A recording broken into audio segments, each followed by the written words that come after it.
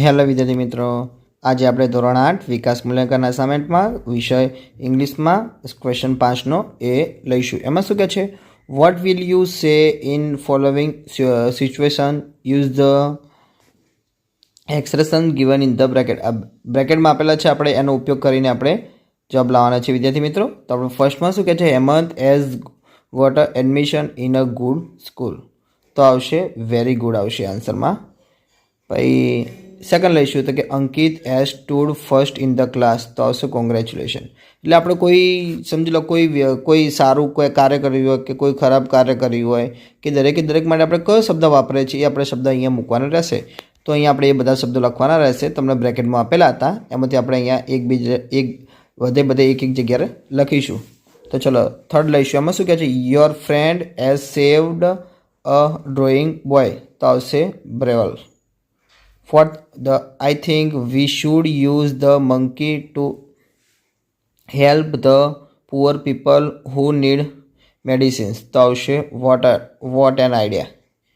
Fifth છે કે the students have completed the project in time. તો આવશે good job.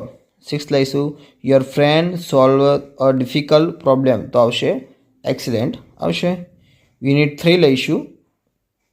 એમાં પણ આપણે જો આજે બ્રેકેટમાં તમને શબ્દ આપેલા છે કે oh god, wow, I can't believe it, બ્રેવલ, alas, oh no, ouch, best of luck, nice to meet you, એ બધા શબ્દો વાપરવાના રહેશે.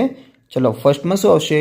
You have won the first prize in a competition. તો આવશે આન્સરમાં wow, I can't believe it. Second શું કહે છે? You have forgotten to do your homework. તો આવશે ઓહ નો. થર્ડ તો કે Ali has catch a thief. તો આવશે બ્રેવ.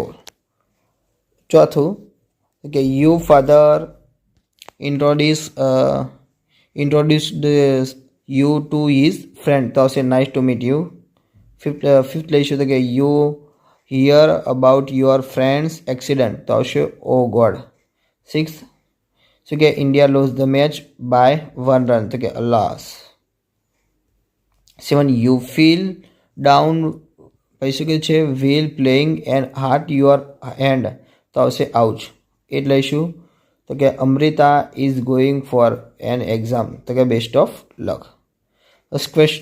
ક્વેશ્ચન 5નો બી લઈશું. એમાં શું કહે છે? Fill in the blanks with the how many or how much. How many અને હાઉ મચનો ઉપયોગ કરીને આપણે ખાલી જગ્યા પૂરવાની છે.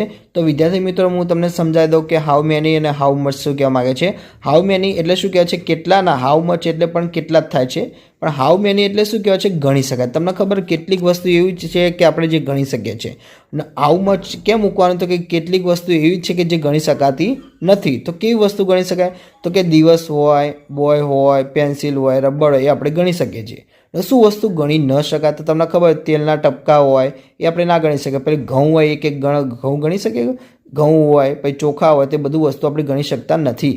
ઓકે, તેના માટે આપણે શું વાપરીશું? હાઉ મચ વાપરીશું. ઓકે, ચલો આપણે હવે એ રીતે આપણે વાક્ય બનાવીશું. તો ફર્સ્ટમાં શું કહે છે? Blanks days are there in the week.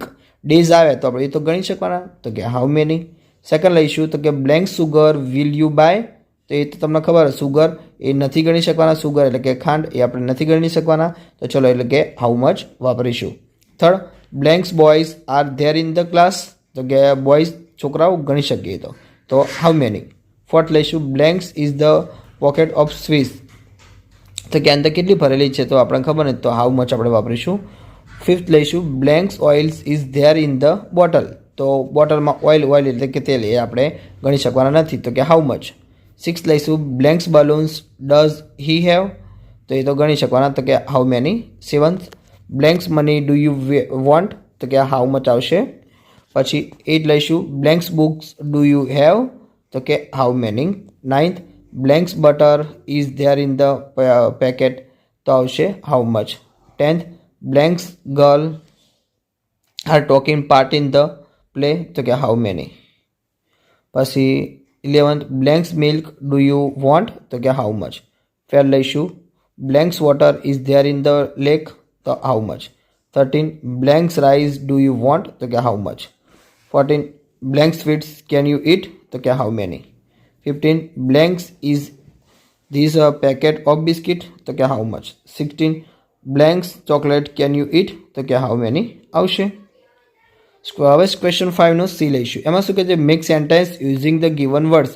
તમને અહીંયા જે વર્ડ્સ આપેલા છે, જે શબ્દો આપેલા છે બે, એનો ઉપયોગ કરીને તમારે સેન્ટેન્સ બનાવવાનું રહેશે. તો ફર્સ્ટમાં શું છે કે મંકી એન્ડ રૂફ. ચલો આન્સર બનાવીશું આપણે. There is a monkey on a roof, on the roof.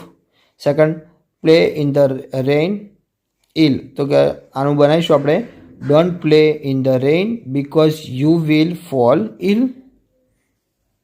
Third લઈશું, હેપી ફર્સ્ટ પ્રાઇઝ. તો આન્સર લખીશું આપણે, એનું બનાવીશું વાક્ય, તો કે Soham is happy because he was the first prize. Fourth છે વોટરિંગ પ્લાન્ટ્સ એન્ડ ગાર્ડન. તો વાક્ય બનાવીશું એનું, તો કે father is watering plants in the garden. Fifth લઈશું, એમાં શું કહે છે, શોપકીપર નોટબુક્સ. તેનો આન્સર આવશે, this shopkeeper does not sell notebooks. Six લઈશું, અમ્બ્રેલા એન્ડ રેન. તેનું વાક્ય બનાવીશું, તો કે you must we on umbrella in the rain. Seventh, books અને સેલ્ફ. તેનું વાક્ય બનાવીશું, તો કે Aniket is arranging the book on the shelf. Eight લઈશું, તો કે એનું વાક્ય છે કિચન એન્ડ ટી. તેનો આન્સર બનાવીશું, એનું વાક્ય બનાવીશું કે mother is going to the kitchen to make tea. વિદ્યાર્થી મિત્રો, તમને મારા વિડીયો ગમે હોય તો ચેનલને લાઇક, શેર અને સબસ્ક્રાઈબ કરવાનું ભૂલતા નહીં.